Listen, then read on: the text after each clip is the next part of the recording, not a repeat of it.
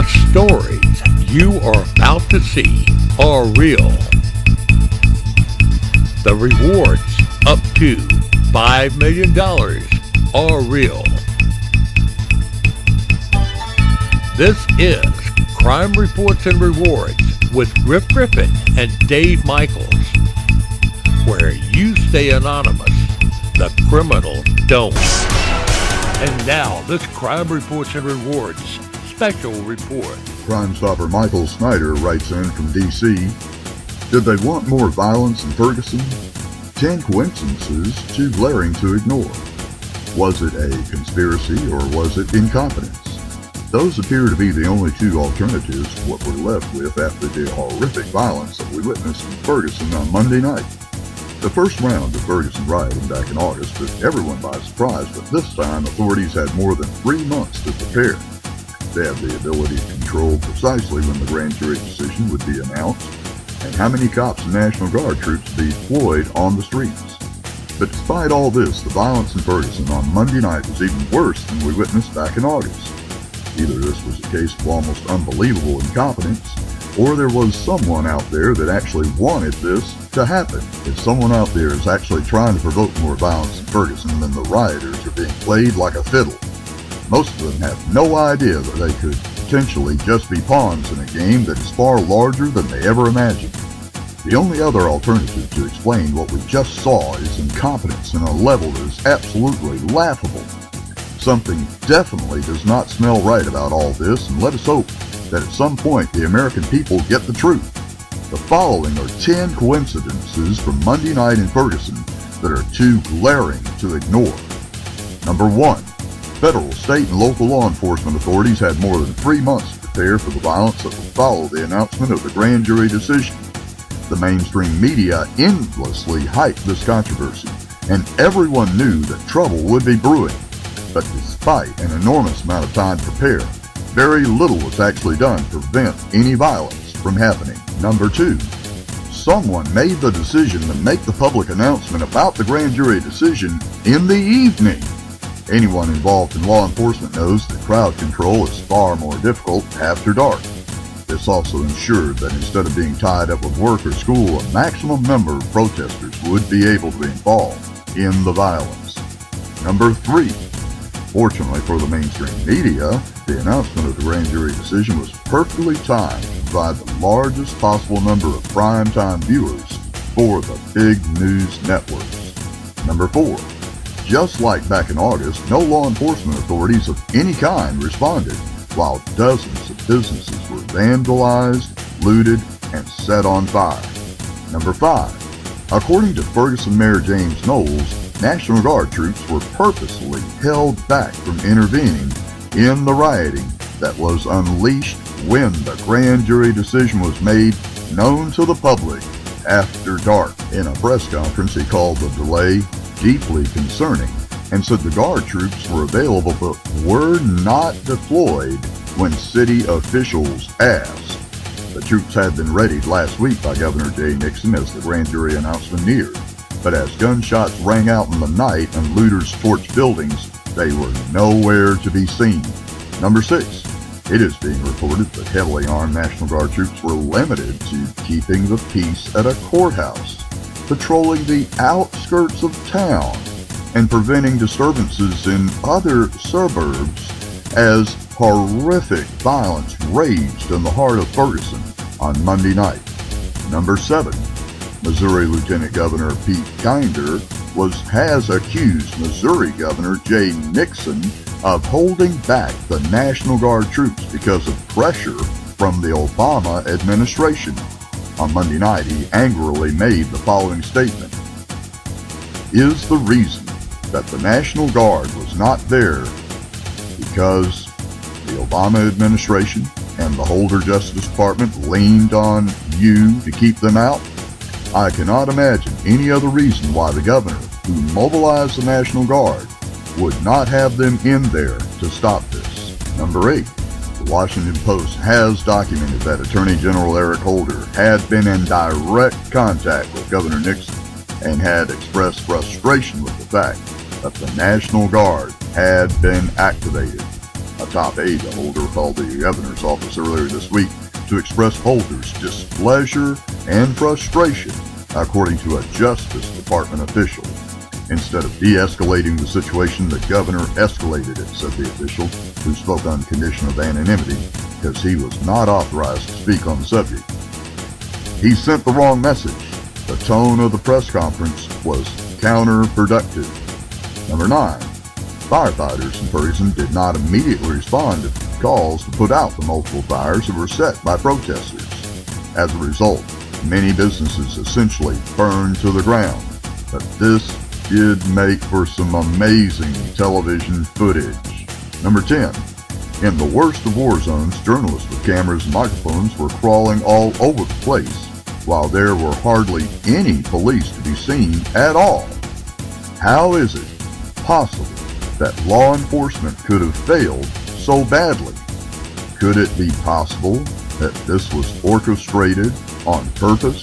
Sadly, as written about previously, the civil unrest that we're witnessing in Ferguson is just a small preview of what may be coming to America. The anger and frustration that are seething under the surface in this country has reached a boiling point. Instead of coming together, we are seemingly more divided than ever. Americans have been trained to hate one another, fear one another, and blame one another. I fear that we're not too far away from actually becoming ungovernable. And when the next major wave of the economic crisis strikes, and we start experiencing real suffering in this nation, the temper tantrums that we're going to witness in our major cities are going to make this, what's happening in Ferguson right now, look like a Sunday picnic. So buckle up and hold on, because it's going to be a really bumpy ride from here on out. Ferguson is not the end. It is just the beginning of a horrible new chapter in American history. In the middle of all of this, and maybe adding some, drama to all of this, Al Sharpton. We took a blow last night, but that's all right. We've gone to the corner and cleared our head.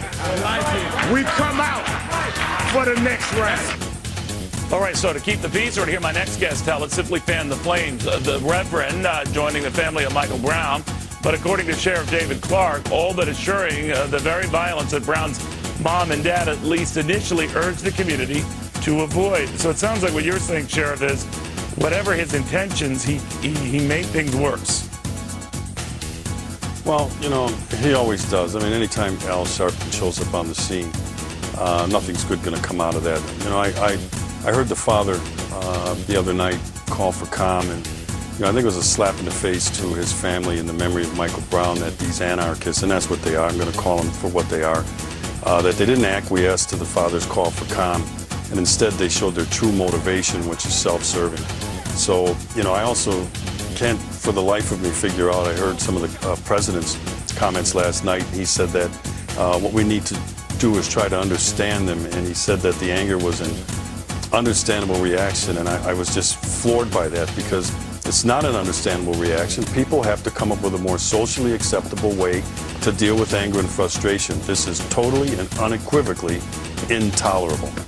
Now, it's interesting, Sheriff, but prior to the parents meeting with Al Sharpton, you're quite right. They were urging calm, restraint, very, very measured in their response. It seemed after their first chat with him, and then when they appeared before reporters, things had changed. What do you make of that? Well, once the decision was rendered, then, the rioting and the looting started. That's not peaceful protest. It didn't even start off as peaceful protest.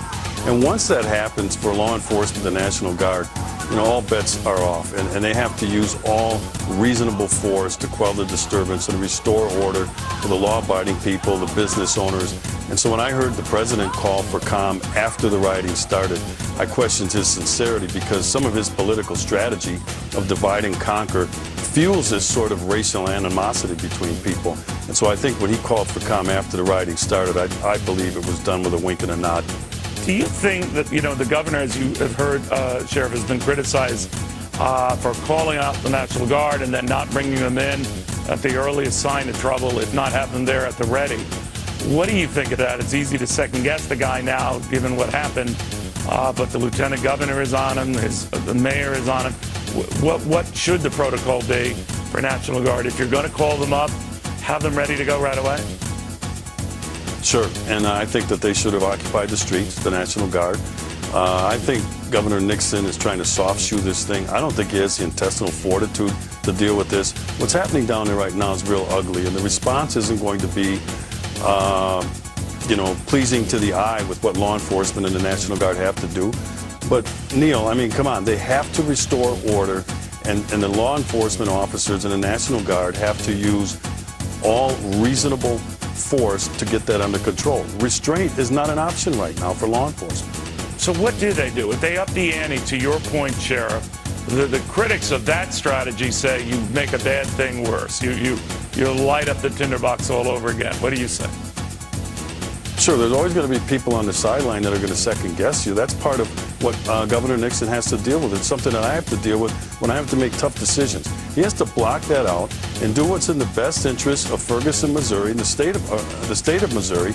And he has to get this thing under control and not worry about the optics so much. Nobody's saying all due force or any force. What I'm calling for is all reasonable force to get this thing under control. And you're going to be criticized. If he's afraid to be criticized and he's worried about what people might say and second guessing him, then he's in the wrong position. Lieutenant Rollins of the Richmond County Sheriff's Office writes in to Augusta Crime Stoppers on citizen safety. As we get deeper into the holiday season, the Sheriff's Office would like to send a reminder to the public to be cautious when using an ATM. We implore them to be aware of their surroundings, to check carefully before they exit their car or approach the ATM. Please be wary of dark corners, lights that are out, or bushes that can conceal someone.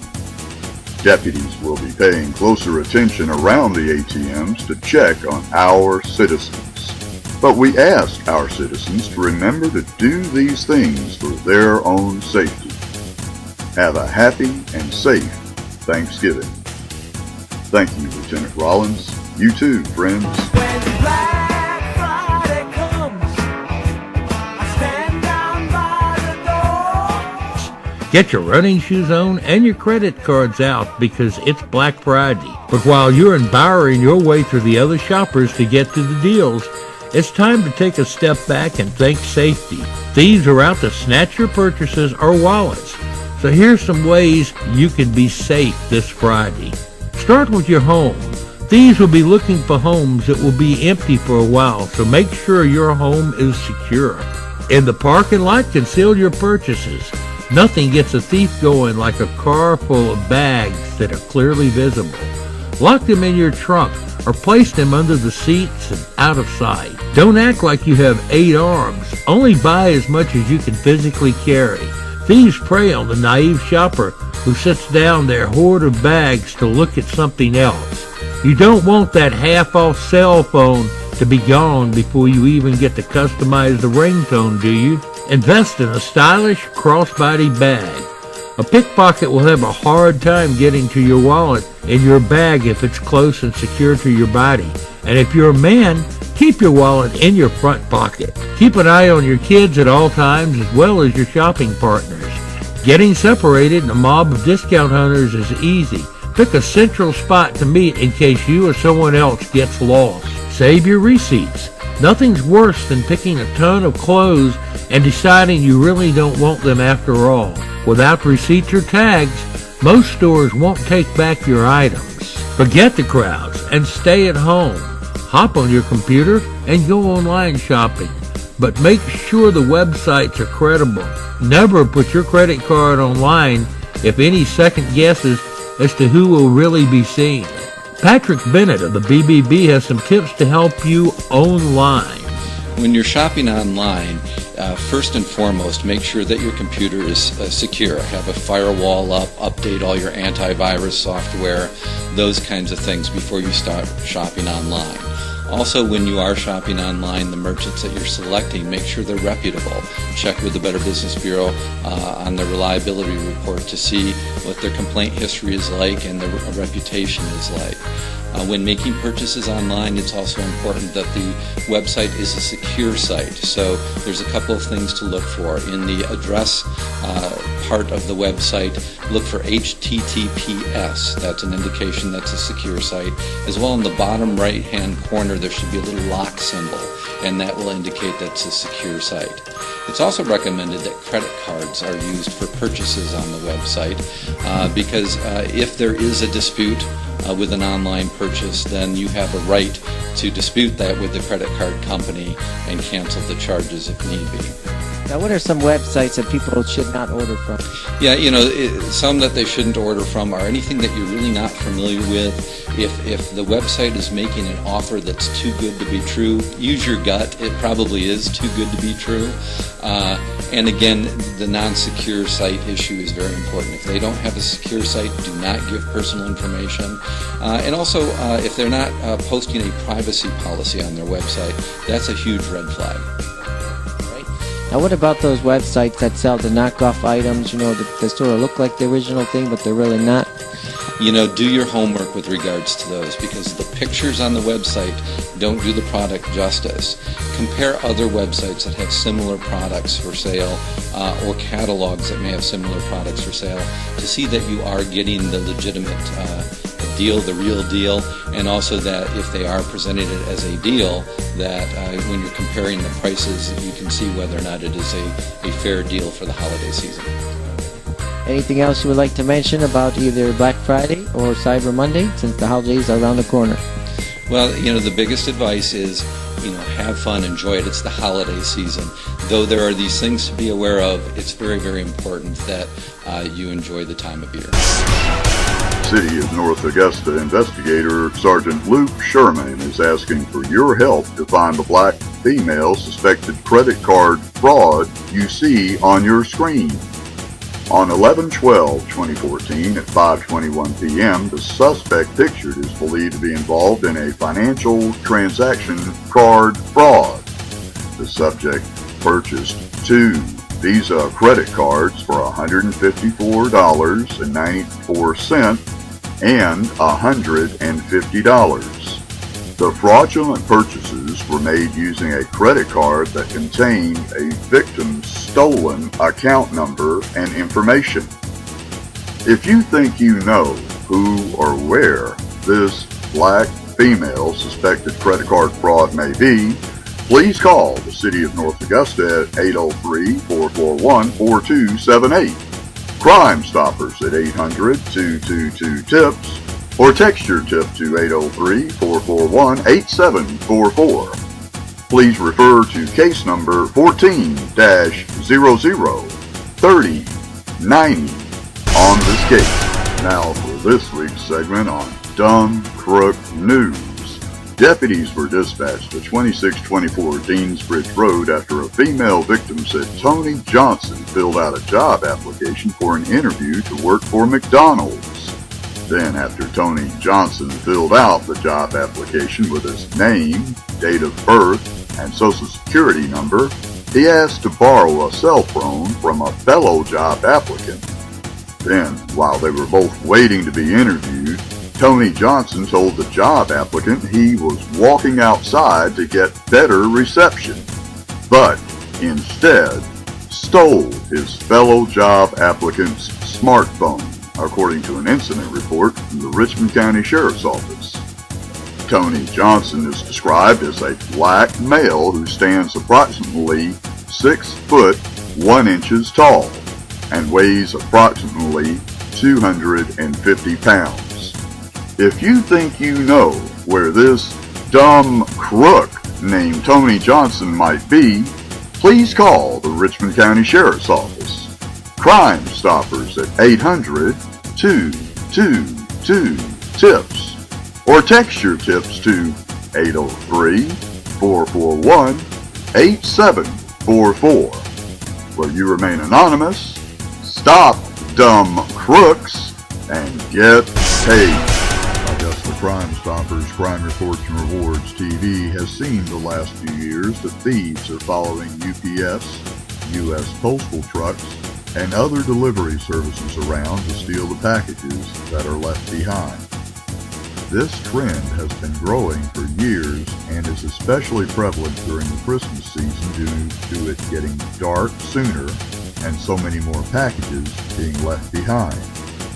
If you're expecting a package, let a neighbor know that it will be around at the time of delivery, or have the package delivered to your neighbor or directly to you at your place of work. Ask your choice of delivery service about how to track your package, and you may also want to inquire and may even pay a little more for insurance on more valuable packages. If a Grinch does steal it, you have some money to replace it. If you know of or see anyone following a delivery truck around and observe them stealing packages, please call the police. Crime Stoppers at 800-222-TIPS or text your tips to tips@AugustaCrimeStoppers.org, where you remain anonymous and keep your packages. And now, this Crime Reports and Rewards special report. TV shows like Pod Cops, where law enforcement officers are being diverted from apprehending burglars, car thieves, armed robbers, home invaders, and rapists, so they can go out daily to chop down sprawling weed grows, and other shows like Cops and other reality-based cop shows broadcasting our best police putting their lives on the line chasing the sellers of these harvests, indicate the U.S. is on a collision course with its own citizens. So what are the largest part of your taxes and our best Leos spending most of their time working for? Amazingly, your taxes, and our best Leos spend most of your time and money keeping prescription drugs at all-time high costs for the pharmaceutical lobby. Many people are shocked to learn that there are far more deaths from legal drugs than illegal drugs. We're taught from a very young age that illegal drugs are dangerous and can lead to addiction and even death, and they can. The truth is, however, that more people in America are addicted to legal drugs, and deaths to legal drugs far outnumber deaths due to illegal drugs. Here's a few facts. 11% of Americans aged 12 and older now use prescribed antidepressant and psychotic drugs, where the psychotic drugs have been linked to some of the mass murders. All of the biggest mass murders, mass shootings in schools, were by individuals who were on some type of psychotic drug. At least 106,000 people die each year from drugs which are properly prescribed and properly administered. More than 2 million suffer serious side effects. Illegal drugs, on the other hand, including cocaine and heroin, are responsible for only an estimated 10,000 to 20,000 American deaths per year. Please note these statistics in the second point above, 106,000 from legally prescribed drugs, does not even factor in deaths from legal drugs that are not prescribed but obtained for recreational purposes through theft, corrupt doctors, or from friends, etc., which is a growing problem. Dr. McCullough reports that nearly 20% of Americans have used prescription drugs for non-medicinal reasons, 3/4 of whom may be abusing them. Legally prescribed narcotics now cause more deaths each year than traffic accidents and cause more deaths than heroin and cocaine combined. The U.S. pharmaceutical lobby spends more money with politicians keeping their clients they represent filthy rich than any other lobbyist group.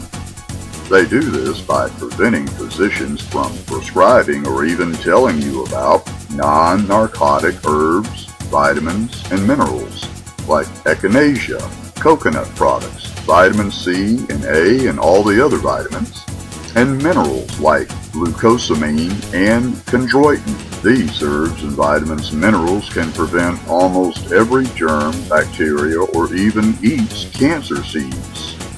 They build up your body's natural senses, such as you're having much better eyesight, and give you far better lubrication of your joints, so you don't need painkillers in the first place. If the farming industry were feeding farm animals echinacea and zinc, the meats that you buy would be far less costly and would not destroy your immune system and create superbugs because they're loaded with antibiotics. If folks took the vitamins, herbs, and minerals that allowed the Chinese to have more people alive today than any other people on Earth, many of our biggest problems would be over. So if you know one of our finest Leos, encourage them to just say no to doing the will of the pharmaceutical lawyers and go out and stop the real bad guys. For instance, recently a young woman was attacked by a black male who beat her with a hatchet-like object, presumably to exact several sex acts from her. Then, after he had exacted everything he thought he could get from her, he drowned her in a running bathtub, which is a method used to wash away rape evidence. That basically axe murderer had an outstanding warrant on him for not paying a large fine he had been allowed to walk away from jail without paying. If our finest Leos were trying to apprehend violators of the law that were given a chance to get out of jail so they could pay the fines they say they'll pay, we could get more of those violent offenders apprehended, instead of their chasing non-violent offenders where there is no complaint. This would result in a lot more of rapists, murderers, home invaders, carjackers, identity thieves, and armed robbers from being out and about and doing their thing. And here's the best part. You can help by going to our Augusta Crime Stoppers Facebook page and sharing the real bad guys with all your other Facebook or social media friends. As everyone begins calling in the real bad guys to our finest Leos, they'll become so busy getting the real bad guys off the street that they won't have so much time to do the dirty deeds they're charged with doing for the pharmaceutical industry. Share with all your friends Crime Stoppers 800-222-TIPS line, or Augusta Crime Stoppers text tip line 803-441-8744 with everyone you meet.